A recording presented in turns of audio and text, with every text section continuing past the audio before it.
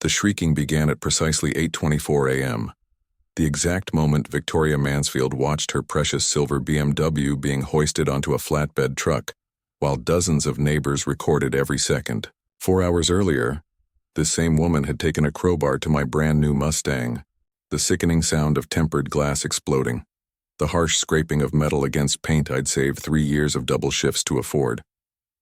$45,000 of dreams reduced to sparkling debris across my driveway. But here's what this HOA despot didn't realize. While she was busy demolishing my vehicle, I was busy dismantling her entire criminal operation. Financial records, falsified contracts, stolen community funds. I had documented everything. And in exactly 18 minutes, federal agents were going to arrest her for wire fraud and racketeering. What would you do if some power-hungry tyrant destroyed everything you'd worked for? Leave a comment and tell me where you're watching from. I need to see how far this story of community justice reaches, because what happened next transformed our entire neighborhood forever. Let me rewind and explain how this whole catastrophe began. My name is Marcus, and 8 months ago I was simply an ordinary man trying to rebuild his life after the most devastating year imaginable. 48 years old, recently widowed, working as a plumber in suburban Phoenix while grief and medical bills consumed what little savings I had left. After settling my late wife's medical expenses, I managed to scrape together enough for a modest townhouse in Cedar Grove Commons, one of those planned communities where every mailbox matches and everyone pretends the perfect landscaping makes up for having no soul. I believed it would bring peace. I was catastrophically wrong. The first thing I did with my remaining settlement money was purchase my dream vehicle, a 2024 Ford Mustang GT in electric blue that cost me every penny I had left. I'll never forget that first drive home, windows down, the scent of new leather mixing with Arizona desert heat, that 5-liter V8 engine growling like controlled lightning beneath my hands. For the first time since my wife's funeral, I felt alive again. That euphoria lasted exactly 5 days. Enter Victoria Mansfield, our self-proclaimed community overseer. Picture a woman who appeared to be assembled in a suburban perfectionist factory. Immaculately styled auburn hair that never moved in desert winds, business attire that probably cost more than my monthly mortgage, and a silver BMW X5 she maintained like a religious artifact. Her house dominated the end of our cul-de-sac like a monument to her superiority complex. The largest, most pretentious property in the development, with landscaping so flawless it resembled artificial turf installed by perfectionist robots. Victoria had controlled our HOA board for 7 years, and she governed our small community like her personal kingdom. The persecution began immediately. Day 6 in my new home, I discovered a violation notice in my mailbox. My forest green mailbox apparently breached aesthetic guidelines. I required a desert tan one to preserve neighborhood cohesion. The replacement cost me $97 for a metal box that served the identical function. Then came the yard infractions. Every Wednesday morning, like clockwork, I'd hear the crisp snap of paper being inserted into my mailbox. My desert grass was 1 inch beyond regulation height, $25 fine. My work van left tire marks on my driveway, $75 penalty. My garden tools weren't stored according to guidelines, another $40 violation. I could taste the resentment building in my chest every time I spotted her silhouette monitoring me from her bay window, arms folded, that satisfied smirk dancing on her lips like she was savoring a private victory at my expense. But when she targeted my Mustang, that's when the real battle commenced. That vehicle is unsuitable for our community standards, she declared at my first HOA board meeting, her voice carrying the authority of someone who'd never faced genuine opposition. The community center reeked of stale coffee and industrial cleaners, fluorescent bulbs buzzing overhead like agitated insects. Victoria presided over the assembly from behind a collapsible table, like a magistrate delivering verdicts. 5 other board members surrounded her, middle-aged, suburban automatons who agreed with everything she proposed like programmed nodding devices. We maintain specific aesthetic standards here in Cedar Grove Commons, she continued. Her piercing gray eyes locked on me like targeting lasers. Muscle cars project an inappropriate image. Inappropriate image. My legally parked vehicle in my own driveway somehow offended her refined sensibilities. The citation she presented carried a $300 fine and a threat to file a lien against my property if I didn't resolve the situation. That evening, I remained awake until 4 a.m., studying every section of our HOA regulations. Coffee grew cold in my mug as I cross-referenced parking restrictions with enforcement protocols. What I uncovered made my blood pressure spike dangerously. Victoria was arbitrarily enforcing rules that didn't exist in our founding documents. Armed with proof, I attended the subsequent meeting. The room felt more cramped, more antagonistic, dense with the atmosphere of approaching conflict. I presented my findings methodically, professionally demonstrating how her violations contradicted our own governing bylaws. Victoria listened with the patience of a predator observing wounded prey struggle. When I concluded, she reclined in her chair and delivered the statement that changed everything. Some residents simply don't comprehend that regulations exist for valid reasons, Marcus. Perhaps you'd feel more comfortable in a different kind of neighborhood. The discriminatory implication hung in the air like toxic smoke. The board voted 5-1 to maintain every citation. That's when I understood this wasn't about parking or aesthetics. This was about power, control, and forcing the undesirable new resident into compliance. Victoria Mansfield had just declared war on the wrong plumber. 1 week after that humiliating board session, I stepped outside to my driveway and felt my heart plummet into my stomach. Deep, intentional scratches carved along the entire passenger side of my Mustang, savage gouges that penetrated through the paint, down to bare metal like violent scars across blue skin. The morning air should have carried the sweet fragrance of desert blooms from my neighbor's yard, but all I could detect was the metallic scent of destroyed dreams and the bitter taste of pure fury rising in my throat. Someone had used a key or screwdriver and dragged it from headlight to taillight with deliberate precision. This wasn't random vandalism. This was a declaration of war. I contacted police, struggling to maintain composure as Officer Garcia completed his report with the enthusiasm of someone documenting a parking violation. Probably teenagers, he said, though the methodical nature of the damage screamed otherwise. No witnesses, no surveillance, nothing actionable. The repair estimate made me physically nauseous. $3,400 to fix damage my insurance deductible wouldn't cover, but Victoria had just committed her first critical error. She'd underestimated a widowed plumber with nothing left to lose, 22 years of problem-solving experience, and far too much time for investigation.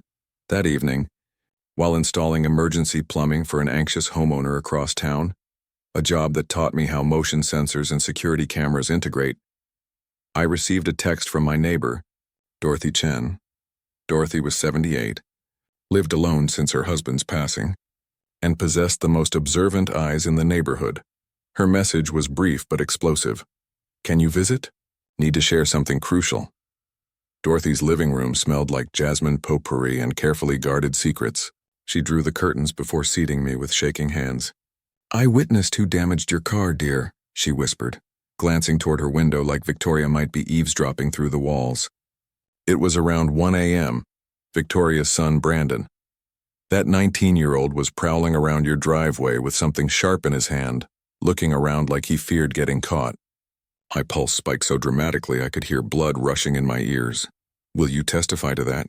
Dorothy's expression crumpled like fragile paper. I can't, Marcus. She'll destroy me. Last month, she cited Mrs. Rodriguez for excessive porch decorations exactly 1 week after Rodriguez questioned landscaping expenses at a board meeting. Rodriguez's house has a sale sign now. The pattern crystallized in my mind like a perfect plumbing system diagram. Victoria eliminated threats by making their lives unbearable until they fled. But unlike Dorothy, unlike Rodriguez, unlike whoever else had been crushed under her suburban tyranny, I wasn't going anywhere. While Victoria probably assumed she'd intimidated me into submission, I was already planning my counteroffensive. 22 years of troubleshooting plumbing problems teaches you something valuable. When someone tries to cut your water supply, you don't just repair the damage, you upgrade the entire system. The following morning, I visited an electronics store and purchased the most advanced security camera system they offered. Front and rear cameras with motion detection, infrared capability, and automatic cloud storage backup. From my plumbing work, I knew that motion-activated cameras on your own property are completely legal in Arizona, and the footage is admissible in court provided they don't point directly into neighbors' windows.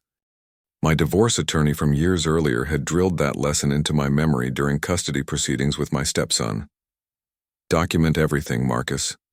Your testimony against theirs means nothing without evidence. I spent the weekend running cables and installing the system with the same precision I used on commercial plumbing jobs. The satisfying metallic click of mounting hardware against brackets felt like loading weapons for the battle ahead. Each camera was invisible from the street but captured every angle of my driveway in crystal-clear 4K resolution. Victoria's response arrived Tuesday morning like clockwork. A city code enforcement officer bearing the same surname, Derek Mansfield, probably some cousin, knocked on my door with a clipboard and the vacant expression of someone performing family obligations. Got a complaint about surveillance equipment, potentially violating neighbors' privacy, he announced. I walked him around my property, indicating exactly where each camera was positioned. All on my land, all aimed at my vehicles, nothing pointing at neighbors' windows. Derek couldn't identify a single violation, but promised to monitor the situation. Code for, "I'll return when Victoria tells me to." That afternoon brought the real intelligence breakthrough. Dorothy called, her voice trembling with nervous energy. "There's more, dear. 3 other families relocated in the past 18 months after Victoria targeted them. The Hendersons, the Washingtons, and that young couple with twins, the Morales family. The systematic harassment followed identical patterns every time. Sudden violations for microscopic infractions, anonymous complaints to city departments, insurance companies mysteriously receiving safety reports about their properties. Challenge Victoria's authority. Face escalating torment until fleeing became the only option. But here's the crucial detail, Dorothy whispered. The former treasurer, Robert Kim, tried questioning expenses before he moved. Victoria buried him under fabricated structural violations that 4 different contractors said were complete fiction. My plumber's mind started connecting the real pipeline here. Victoria wasn't just drunk on power, she was covering up something significant enough to destroy lives over. And Robert Kim, wherever he'd escaped to, possessed the evidence to bring down her entire operation. That night, I sat in my garage organizing evidence while the smell of motor oil and determination filled the air. But as I secured everything, I had no idea my new cameras were about to record something that would completely reverse this entire war. 4 nights later, my phone exploded with motion alerts at 1:43 a.m. Half asleep and expecting to see a stray cat, I accessed the live feed and nearly dropped my phone across the bedroom.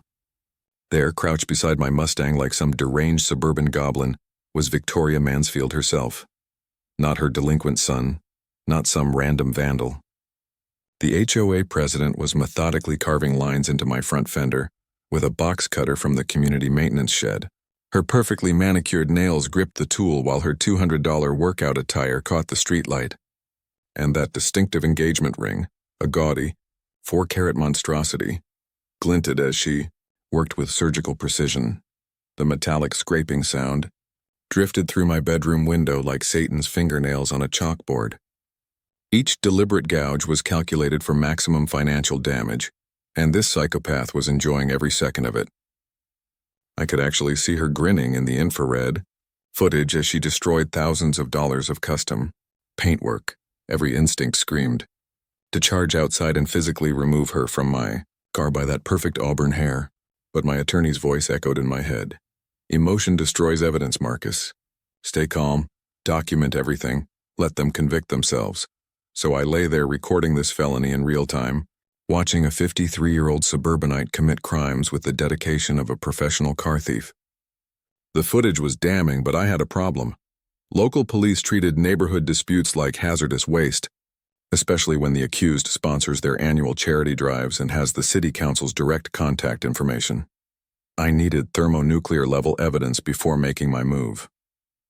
Victoria's next escalation arrived via certified mail the following afternoon, delivered with the bureaucratic arrogance only HOA boards can achieve. Emergency violation notice.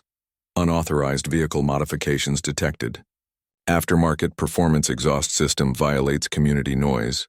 Ordinances per Section 5.2c vehicle must be returned to factory specifications or permanently removed from property within 72 hours. Failure to comply will result in immediate professional towing at owner's expense plus administrative fees. The audacity was staggering. She was literally attempting to steal my car through paperwork after failing to destroy it with midnight vandalism. The sharp scent of desperation clung to that letter like cheap cologne mixed with pure malice. But while this suburban terrorist believed she was springing her trap, I was about to uncover the nuclear weapon that would obliterate her entire operation. That evening, Dorothy nervously approached my front door carrying what appeared to be classified documents. "There's someone you must meet," she whispered, scanning around like we were coordinating a covert operation. "Robert Kim is back in town and he's been waiting years for someone like you." We met Robert at a dingy coffee shop 40 minutes outside our neighborhood, where the bitter aroma of over-roasted beans matched the taste of institutional corruption. Robert was a gaunt man in his 60s who appeared to be carrying the burden of terrible knowledge for far too long. "She didn't just steal from the community," Robert said, his hands trembling as he opened a manila folder thick enough to choke a horse. "Victoria Mansfield has been operating a sophisticated embezzlement scheme for 4 years. Fabricated invoices, shell corporations, equipment purchases that never occurred. We're discussing at least $60,000. My blood turned to ice water as he spread documents across the sticky coffee shop table. Bank statements, forged contractor invoices, payments to companies that existed only on paper. The most incriminating evidence was a business registration for Cedar Grove Maintenance Solutions, filed under Victoria's maiden name, Victoria Patterson, with her home address listed as the corporate headquarters. Every month, $800 to $3,000 gets channeled through fake landscaping contracts," Robert continued, his voice dropping to a whisper. "The timing matches her BMW payments perfectly. She's been financing her lifestyle with stolen community funds while terrorizing anyone who asks questions. But here's where the story took a twist that made my plumber's brain spark with pure rage. Robert had attempted to expose her before. I filed police reports, contacted the state attorney general, even reached out to local media. That's when the real harassment started. Suddenly, my house needed $40,000 in emergency foundation repairs according to inspectors she brought in. My homeowner's insurance got mysteriously canceled after anonymous reports about structural problems that didn't exist. The woman was operating a criminal enterprise from her HOA throne, using community authority like a medieval weapon to crush anyone who threatened her income stream. But she'd made one fatal miscalculation. She targeted someone with nothing left to lose and the technical skills to document everything. Robert slid the complete evidence package across the table. I kept copies of everything: bank records, fraudulent invoices, correspondence with contractors who never set foot on our property. I've been waiting 4 years for someone strong enough to complete what I started. That night, I spread Robert's evidence across my kitchen table under harsh LED lights, the papers rustling like whispered promises of justice. Victoria had constructed herself a perfect suburban crime syndicate, but she'd just handed me the blueprints to her kingdom. Tomorrow morning, she expected me to surrender my car and slink away defeated. Instead, I was about to detonate her entire world and my security cameras would capture every beautiful second of her destruction. I set 4 alarms for 5:30 a.m. and fell asleep smiling for the first time since this war began. The next morning arrived with the kind of crisp, December air that smells like sagebrush and approaching justice. I was sipping black coffee on my front porch, watching steam rise from my mug like incense for the war gods, when Officer Martinez's patrol car crunched over the gravel in my driveway. Martinez stepped out looking like a man who'd rather be chasing real criminals than mediating suburban drama. He was professional enough, late 30s, actually listened instead of just waiting for his turn to speak. With the weary eyes of someone who'd refereed enough neighbor disputes to detect deception, through 3 layers of makeup and legal threats. "Let's examine what we have," he said, photographing the fresh gouges in my Mustang's paint while I handed him printouts of the security footage. The images were crystal clear. Victoria crouched beside my car at 1:43 a.m., her engagement ring catching streetlight as she systematically destroyed my property with community tools. Martinez whistled quietly. "This is solid evidence, but here's the reality. Property damage between neighbors rarely gets prosecuted unless someone's hospitalized or there's serious money involved. The DA's office treats this stuff like expensive counseling sessions." Before I could respond, the sharp staccato of designer heels on asphalt announced the arrival of our neighborhood's premier psychopath. Victoria materialized like a perfectly groomed angel of death, wearing an ivory-colored business suit that cost more than most people's monthly mortgage, and carrying a leather briefcase that screamed, "I have attorneys on retainer." Officer Martinez. "Thank goodness," she gasped, pressing one manicured hand to her throat in a gesture so theatrical it belonged in community theater. I've been absolutely terrified about the escalating situation with our troubled new resident. What followed was a masterclass in suburban manipulation. Crocodile tears gathered in her gray eyes as she produced a collection of photographs from her briefcase. Pictures of me checking my mail, washing my car, trimming bushes, even carrying groceries from my truck. Normal human activities transformed into concerning stalking behavior through her twisted perspective. "He's been conducting surveillance on my property." Officer taking photographs, making veiled threats about evening the score over perfectly legitimate HOA violations. Her voice trembled with practiced vulnerability. "As a woman living alone, I can't help but fear for my safety. Last night I witnessed suspicious activity around his vehicle, but I was too frightened to investigate properly." The sheer audacity left me speechless.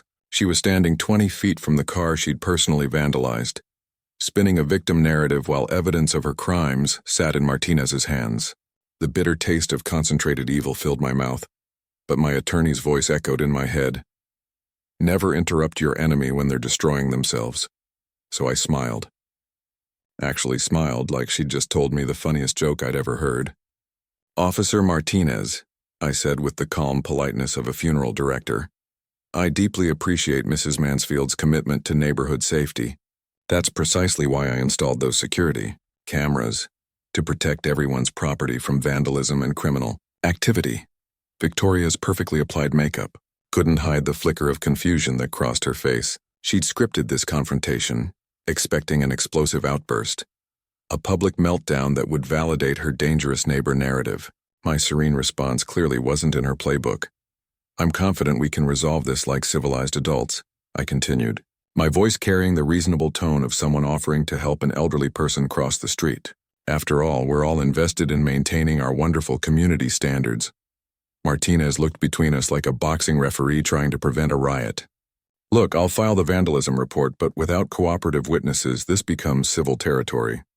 Maybe you folks should work this out before attorneys get involved." After he left, Victoria lingered on the sidewalk like a shark sensing blood in the water, probably expecting me to crack under pressure or plead for mercy. Instead, I walked calmly into my house and closed the door with the gentle click of someone putting away fine china. Through my window, I watched her perfect composure fracture as her carefully orchestrated drama dissolved into nothing. That evening delivered the nuclear bomb that would end this war. Dorothy arrived with reinforcements. Helen Morrison, a retired teacher exiled over Phantom Garden violations, and James Crawford, a jazz musician persecuted for noise complaints that violated no actual city ordinances. We assembled in my living room like revolutionaries planning the overthrow of a suburban dictator, sharing war stories that revealed the true scope of Victoria's criminal enterprise. Then James dropped the information that made my heart sing with anticipation. "My brother Rico owns the towing company contracted with our HOA. Victoria has been authorizing tows for months but never paying the bills. Rico's owed $4,200 and he's about to file liens."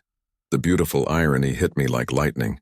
Victoria had weaponized the towing company against residents while screwing them over financially.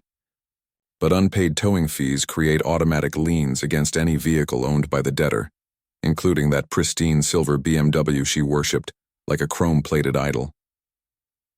I called Rico that night. His voice carried the weary rage of a small business owner getting systematically robbed by bureaucrats.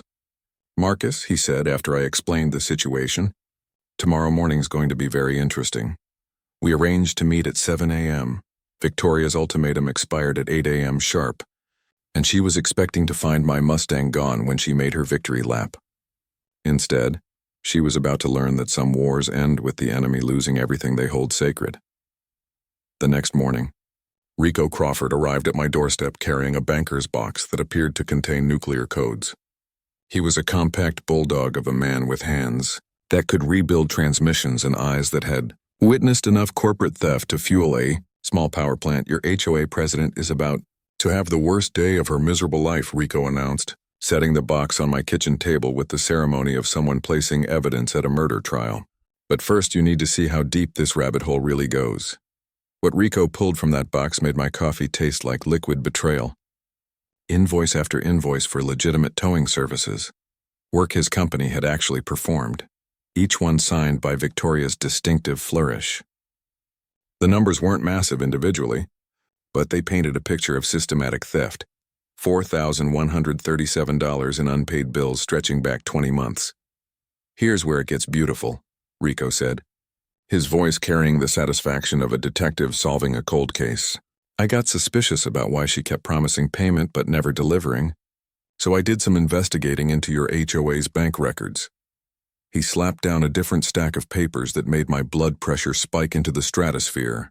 "Every month, like clockwork, your HOA cuts checks to Crawford Towing for the exact amounts they owe me. But guess what? I never see a dime." The implication hit me like a sledgehammer to the skull. Someone else was cashing those checks. "Meet Crawford Towing Solutions," Rico said, producing business registration documents.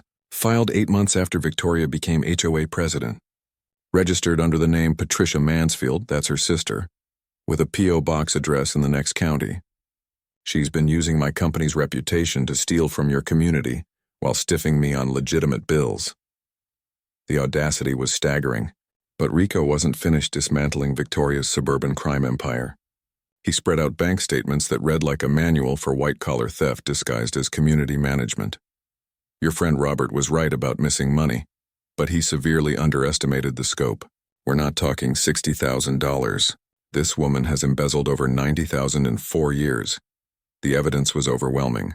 Phantom landscaping contracts, fake security services, equipment purchases that existed only on paper, and monthly payments to Cedar Grove Property Management, a company that provided absolutely nothing except a way to funnel community funds into Victoria's personal accounts." But the revelation that made my hands shake with pure rage came next. "Remember all those insurance cancellations? Dorothy's policy, Helen's mysterious foundation problems, Robert's structural repairs that 4 contractors said were fabricated?" Rico's voice dropped to a whisper that carried more menace than any shout. "Your HOA president has been filing false insurance reports on residents who oppose her, using her real estate license to pressure companies into dropping coverage." He produced a folder marked "Insurance Fraud," documentation that contained correspondence between Victoria and multiple insurance companies, fabricated safety reports, falsified property inspections, coordinated campaigns to destroy the financial stability of anyone who dared question her authority.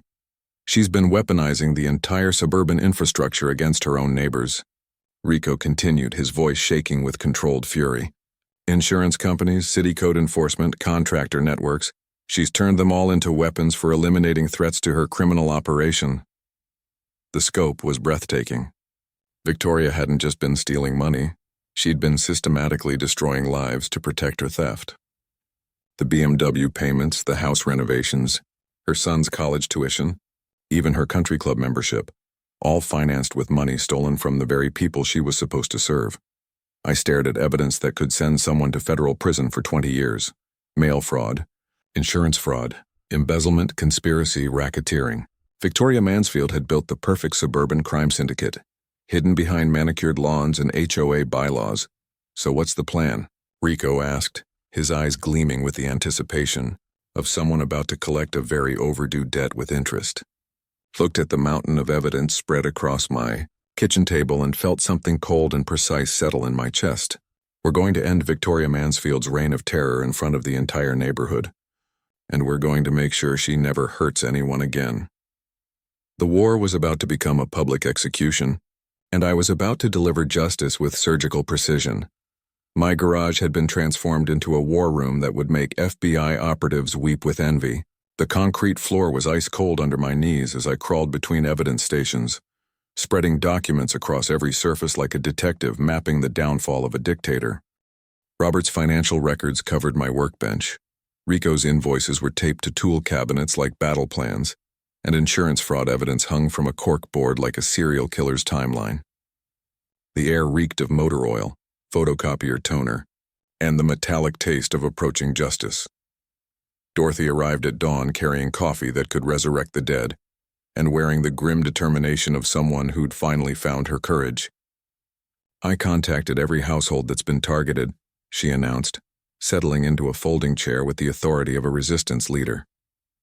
18 families confirmed they'll testify. People aren't just angry anymore, Marcus. They're ready for blood. Robert shuffled in next, clutching a briefcase containing 4 years of evidence he'd been too terrified to use until now. His hand still trembled, but his voice carried the steel of a man who'd rediscovered his spine. I brought everything: bank statements, canceled checks, correspondence with state investigators who buried my complaints because Victoria had connections. Our secret weapon arrived in a sleek Porsche at exactly 7 a.m. Attorney Sarah Kim, a predatory legal shark who specialized in devouring HOA tyrants for breakfast. She'd driven down from Scottsdale after Rico's frantic call, and her first words made my heart sing. This is the most comprehensive HOA fraud documentation I've ever seen. We're not pursuing civil violations. This is federal racketeering territory. Sarah's briefcase contained legal ammunition that could level small cities. She spread documents across my workbench while explaining how Victoria's empire would crumble. Fraudulent liens can be challenged and removed immediately under Arizona Revised Statutes Section 33, 1807, but when HOA officers commit mail fraud and sending fake invoices through postal service absolutely qualifies, we're talking federal felony charges with 15-year minimum sentences. The strategy session felt like watching a master strategist plan the siege of Troy. Multiple fronts would attack simultaneously. Criminal charges filed with federal prosecutors, civil litigation seeking treble damages, professional licensing complaints to destroy her real estate career, and media exposure to ensure public humiliation. Victoria wouldn't have time to shred evidence or flee to non-extradition countries. Rico had converted my garage corner into a professional surveillance center, 4K cameras, directional microphones, even a drone for aerial documentation. My insurance requires video evidence for disputed TOWs, he explained, adjusting equipment with filmmaker precision. Everything tomorrow gets recorded in broadcast quality with synchronized audio. The technology deployment was military grade. My plumbing background had taught me that Arizona allows single-party consent recording, meaning I could legally capture any conversation without Victoria's knowledge. We positioned backup devices throughout the neighborhood, uploaded everything to cloud storage in real time, and stored evidence copies in 3 different states to prevent tampering. Robert had evolved from terrified victim to meticulous forensic accountant, teaching me financial audit techniques that should be required knowledge for every homeowner. Reserve funds are legally restricted to capital improvements and emergency repairs, he explained, highlighting relevant state statutes. Mixing reserves with operating accounts is automatic embezzlement, and using community funds for personal expenses violates every fiduciary duty that exists. The audit methods he demonstrated were shockingly simple. Homeowners can demand quarterly financial statements, require contractor receipts, and verify that board meetings follow statutory notification requirements. Most HOA abuse flourishes because residents don't understand their rights, and corrupt boards depend on that ignorance to operate criminal enterprises without oversight. Rico's professional expertise added devastating tactical advantages. Legal towing requires specific procedures: clear signage, 72-hour advance notice, photographic documentation of violations. 90% of HOA TOWs are technically vehicle theft because they skip mandatory steps. His advice was pure gold. Always photograph your car's exact position before leaving, document missing or unclear signage, and demand complete paperwork before paying any towing fees. The timing coordination required Swiss watch precision. Morning rush hour would maximize neighborhood witnesses. School bus schedules guaranteed family presence, and Victoria's obsessive routine, mapped through weeks of surveillance, showed she always conducted territorial patrols at exactly 8:20 a.m. Sarah had already briefed Channel 12's investigative reporter Lisa Martinez, whose HOA corruption exposés had won 4 Emmy Awards. Lisa arrives with full camera crew at 8:45, Sarah explained, her predatory smile promising television gold. Troy abuse stories generate massive ratings, especially with dramatic footage and clear villains getting destroyed in real time. Our media strategy was elegant brutality. Document everything live, provide journalists with evidence packages that could sink battleships, and use social media amplification to spread the story nationally. The hashtag Darng Cedar Grove fraud was already trending locally thanks to Dorothy's neighborhood resistance network. But the psychological warfare element would truly obliterate Victoria's soul. Every detail was designed to trigger her control obsessions, while publicly stripping away her power in front of the people she'd terrorized. Public humiliation was her deepest fear, and we were about to serve it up with a federal indictment chaser. At 3 a.m., I stood surrounded by the instruments of suburban warfare and felt something I hadn't experienced since my wife's funeral: absolute certainty of total victory. Tomorrow morning, Victoria Mansfield's criminal empire would collapse in spectacular fashion, creating a cautionary tale that would protect communities nationwide. Every document secured, every witness prepared, every camera positioned for maximum devastation. We weren't just winning this war. We were about to make history. At 6:45 a.m., I watched through my kitchen window as Victoria's perfectly manicured world began to crack. She emerged from her house in a pristine white bathrobe, probably worth more than most people's car payments, and immediately noticed the unusual activity brewing in our normally sleepy neighborhood. Rico's massive tow truck sat parked legally on the public street like a mechanical vulture, its diesel engine rumbling with barely contained power. The panic in her body language was delicious to watch. She speed-dialed someone, probably her tame board members, while pacing her driveway in designer slippers that had never touched actual concrete before today. Through my security cameras, I could see her gesturing frantically at Rico's truck, her voice carrying across the morning air with the shrill desperation of someone realizing their perfect crime was about to explode. Within 25 minutes, the emergency board meeting materialized in her living room like a gathering of co-conspirators trying to prevent a mutiny. Dorothy's intelligence network was feeding me real-time updates through text messages. 5 board members arrived. Lots of shouting. Someone mentioned lawyers. But while Victoria thought she was organizing damage control, I was watching her dig her grave deeper with every desperate move she made. At 7:30, she burst from her house wearing a business suit that screamed, "I'm definitely not guilty of anything," and marched directly toward Rico's truck, with the confidence of someone who'd never been told no by anyone who mattered. The morning dew crunched under her designer heels as she approached Rico like a suburban general confronting enemy forces. "You need to move this truck immediately," she demanded, her voice carrying that particular brand of entitled authority that made my teeth ache. "This is private property and you're trespassing." Rico stepped out of his cab with the unhurried movements of someone who'd dealt with entitled customers for 20 years. He was a compact mountain of muscle wearing coveralls that had seen honest work, and his smile carried the satisfaction of someone about to collect a very overdue debt. "Ma'am, I'm parked on a public street with proper documentation," Rico replied, his voice calm but carrying undertones of barely controlled satisfaction. "I'm here to collect payment for services rendered to your HOA. $4,137 in unpaid invoices." Victoria's face cycled through expressions like a broken slot machine. Confusion, anger, dismissal, then back to panic as she realized this wasn't going according to any script she'd prepared. "That's impossible. Our treasurer handles all payments. There must be some accounting error."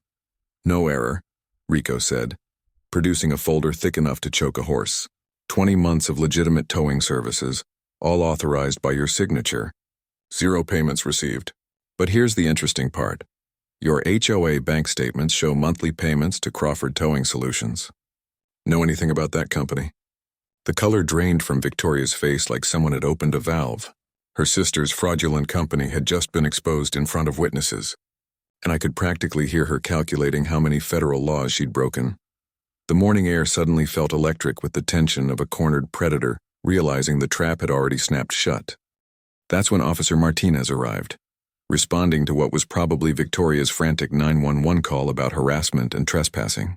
Martinez stepped out of his patrol car looking like a man who'd rather be anywhere else, carrying the weary expression of someone who recognized this address from yesterday's vandalism report. "Morning, folks," Martinez said, his tone professionally neutral. "Got a call about a disturbance. What seems to be the problem?" Victoria immediately switched into victim mode with the smooth transition of a professional con artist. "Officer, this man is harassing me and blocking access to my property. I've asked him repeatedly to leave, but he's making threats about money we don't owe." Rico's response was pure professional satisfaction. He handed Martinez the complete documentation package: unpaid invoices with Victoria's signatures, bank records showing payments to fraudulent companies, correspondence proving systematic deception. "Officer, I'm attempting to collect legitimate debts through legal channels. These documents show 20 months of unpaid bills and evidence of fraud." Martinez studied the paperwork with growing interest, while Victoria's composure crumbled like a sandcastle in a hurricane. Her perfect suburban facade was disintegrating in real time, and the morning sun seemed to highlight every crack in her armor. But the real earthquake hit when Dorothy emerged from her house carrying a manila envelope thick with additional evidence, followed by Robert and 4 other neighbors who'd been terrorized into silence for years. The small group approached like witnesses arriving at a public execution, and Victoria's eyes widened with the horror of someone realizing their victims had organized. "Officer Martinez," Dorothy said, her voice stronger than I'd heard it in months. "We have additional information about financial misconduct that might interest you." The documents Dorothy handed over contained evidence of insurance fraud, systematic harassment, and embezzlement that made Rico's billing dispute look like parking tickets. Martinez's expression shifted, from bored civil enforcement to serious criminal investigation, as he realized he was looking at evidence of federal crimes. Victoria stood frozen in her driveway like a deer caught in headlights, watching her carefully constructed empire collapse around her designer heels. The woman who'd terrorized an entire neighborhood was about to discover that some predators eventually become prey. And the best part? We were just getting started. By 8 a.m., our normally quiet suburban street had transformed into a battlefield that reeked of diesel exhaust, desperation, and the sweet smell of justice finally being served. Victoria stood in the eye of this growing storm, her designer business suit wrinkled from nervous sweating, watching her perfect world disintegrate like sugar in acid rain. Her next move was pure panic disguised as political power. She jabbed at her phone with trembling fingers, speed dialing what she clearly believed was her get-out-of-jail-free card. "Mayor Davidson, this is Victoria Mansfield from Cedar Grove Commons. I need immediate intervention to stop this media circus from destroying our community's reputation." Even from 40 feet away, we could hear the mayor's aide deliver the political kiss of death, a polite but firm statement that the mayor's office doesn't interfere in civil HOA disputes. When Victoria hung up, her face had turned the color of old cottage cheese, and her hands shook like someone experiencing withdrawal from suburban power. But this woman was nothing if not creatively vicious in her desperation. She turned to Officer Martinez with the entitled fury of someone who'd never heard the word no from anyone who mattered. "Officer, I want you to understand that certain city officials have special arrangements with our association. This harassment could have serious political consequences for everyone involved." The implied blackmail hung in the morning air like sulfur from hell itself. Martinez's expression shifted from professional patience to barely controlled disgust. In one sentence, Victoria had managed to threaten a police officer while implicating herself in municipal corruption. That's when her co-conspirators arrived like rats fleeing a sinking ship. 4 board members who'd been summoned by her frantic emergency calls approached the crowd, with the nervous energy of people who'd just realized they might be accessories to federal crimes. Board Secretary Jennifer Walsh took one look at the evidence mountain spread across Rico's truck and immediately started throwing Victoria under the bus with the enthusiasm of someone avoiding prison time. "I never saw any of these invoices," she announced loud enough for the news cameras. Victoria always claimed the treasurer handled all financial decisions independently. Board member Tom Rodriguez was even more brutal in his betrayal. "We were told these were routine expenses approved by previous boards. Nobody ever showed us actual contractor agreements or receipts." The panic in his voice was delicious as he realized his signature might be on fraudulent documents that could send him to federal prison. The beautiful thing about watching criminal conspiracies collapse is how quickly loyalty evaporates when faced with 20-year sentences. Within minutes, Victoria's hand-picked board was providing Officer Martinez with testimony that contradicted every lie she'd told about proper procedures and unanimous approval. But Victoria's final gambit was her most spectacularly unhinged move yet. She called Channel 12 News directly, apparently believing she could control the narrative by striking first. "I need to report a coordinated harassment campaign by dangerous neighbors who were making terroristic threats against community leaders, she told whoever answered, her voice cracking with hysteria. The cosmic irony was breathtaking. She was calling the exact investigative team that Sarah Kim had already briefed about her crimes. The sound of news van engines rumbling in the distance made Victoria's face light up with false hope, like someone who thought the cavalry was coming to rescue her instead of film her public execution. Investigative reporter Lisa Martinez stepped out of that news van like a predatory shark smelling blood in suburban waters. She carried a folder containing every piece of evidence we'd provided, and her opening question was pure television gold that would probably win her another Emmy. Mrs. Mansfield, would you care to comment on documented allegations that you've systematically embezzled over $90,000 from community funds while using your position to terrorize residents into silence? The look on Victoria's face was worth every sleepless night I'd spent planning this moment. Her mouth opened and closed like a fish drowning in air while high-definition cameras captured every microsecond of her psychological collapse for evening news broadcasts. But the moment that truly broke her came when Robert stepped forward carrying his briefcase of financial evidence like a briefcase full of kryptonite. I have 4 years of bank statements proving systematic theft, he announced to the cameras with the quiet dignity of someone finally getting justice. This woman destroyed my life to cover up her crimes, and I have documented proof of every single transaction. The crowd had swelled to over 50 neighbors, many filming with phones as our suburban dictator realized she was completely surrounded by witnesses, evidence, and the consequences of her own evil actions. The woman who'd ruled through fear and intimidation was experiencing her own terror for the first time in years. Officer Martinez made the call that would end her life as she knew it. Dispatch, I need detectives and federal investigators at Cedar Grove Commons immediately. We have evidence of mail fraud, embezzlement, racketeering, and conspiracy involving potential municipal corruption. Those words, federal investigators, hit Victoria like a physical slap. She staggered toward her house, probably planning to shred evidence or flee the country. But Rico's tow truck was already positioning itself behind her precious silver BMW with mechanical precision. Ma'am? Rico called out with professional politeness that dripped satisfaction like honey. Your vehicle is subject to immediate impoundment due to unpaid liens totaling $4,700, plus accumulated interest and administrative fees. The hook attached to her BMW with the finality of divine judgment. As that chrome symbol of stolen prosperity lifted off the ground, Victoria released a sound that was part banshee wail, part death rattle, and entirely the collapse of a criminal empire. The neighborhood erupted in applause that could probably be heard 4 blocks away. By 8:45 a.m., our suburban battlefield had reached critical mass. Over 70 residents filled the street like an angry mob, finally witnessing their tormentor's public execution. The air crackled with electricity from news cameras, diesel engines, and the pure voltage of justice being served in high definition. Children pressed against school bus windows while their parents filmed everything on phones that would make this moment internet legend. Victoria stood trapped on her own front porch like a cornered animal, her designer suit now wrinkled and stained with nervous sweat that no amount of expensive perfume could mask. The woman who'd terrorized our community from behind manicured lawns and legal paperwork was about to face the consequences of her crimes in front of everyone she'd victimized. Federal investigators had arrived in unmarked sedans that screamed government authority, followed by county prosecutors who'd been monitoring the situation through Sarah Kim's connections. The sight of federal badges made several board members immediately request lawyers while Victoria's face cycled through every stage of grief at hyperspeed. That's when she made her final desperate attempt to control the narrative.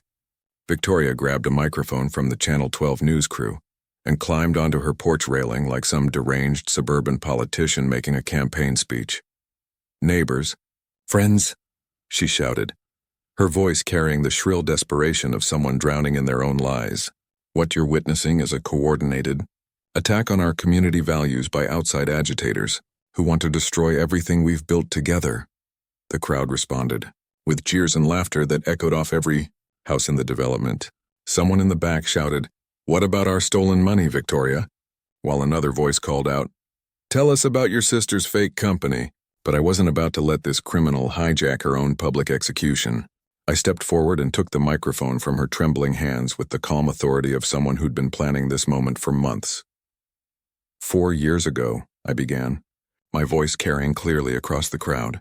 This woman began systematically stealing from our community while using her position to destroy anyone who questioned her authority. The crowd fell silent as I held up the evidence that would end her life as she knew it. Bank records show $90,000 in embezzled funds. Insurance fraud targeting families who dared to speak up. Fake companies designed to launder stolen money through her sister's accounts. Victoria tried to interrupt, but her voice cracked like breaking glass. These are lies. Fabrications by a disgruntled resident who has video footage of you personally vandalizing my car at 2 a.m. I cut her off, holding up my phone displaying the crystal clear security footage. Who has your signature on fraudulent invoices? Who has testimony from contractors you never paid and residents you systematically terrorized? The crowd erupted in applause that shook windows throughout the neighborhood. Dorothy stepped forward with tears streaming down her weathered cheeks. This woman canceled my insurance with false reports. She forced me to choose between fighting lies and losing my home. Robert's voice carried the weight of 4 years of suppressed fury. She buried me under fabricated violations when I tried to audit the finances. Made my life hell until I fled like a refugee from my own neighborhood. Helen Morrison, who'd driven back from her new home 3 counties away just for this moment, spoke with the quiet dignity of someone finally getting justice. She destroyed my garden, then fined me for the damage, used my love of flowers as a weapon against me. One by one, victims stepped forward to testify about years of systematic abuse, while cameras captured every word for posterity. The crowd grew angrier with each revelation, and Victoria shrank smaller, with every testimony until she looked like a wilted flower in expensive clothing. That's when Federal Agent Martinez stepped onto the porch carrying handcuffs and a warrant that had been expedited through channels Sarah Kim had spent years cultivating. Victoria Patterson Mansfield, you're under arrest for mail fraud, conspiracy, embezzlement, and racketeering under federal RICO statutes. The Miranda rights echoed across our neighborhood like a funeral dirge for suburban tyranny. You have the right to remain silent. Anything you say can and will be used against you in a court of law. The crowd erupted in cheers that could probably be heard in the next county. Children on the school bus pressed against windows while parents held up phones to capture this historical moment of community justice. But the absolute perfect climax came when Rico's tow truck finally lifted, Victoria's BMW completely off the ground. As that silver symbol of stolen prosperity swayed in the morning air, the woman who'd ruled through fear and intimidation was led away in handcuffs past the car she'd bought with our stolen money.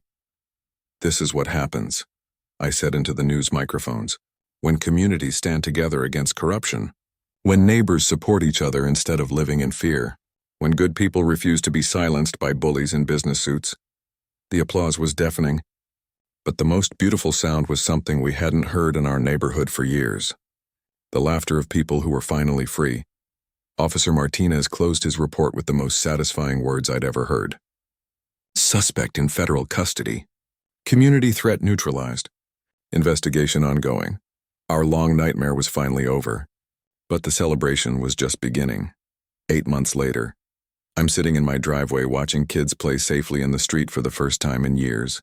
And the transformation of our community still takes my breath away. The morning air carries the sound of laughter instead of fear. And neighbors actually wave to each other instead of hurrying inside to avoid confrontation. Victoria's sentencing hearing was everything we could have hoped for, and more.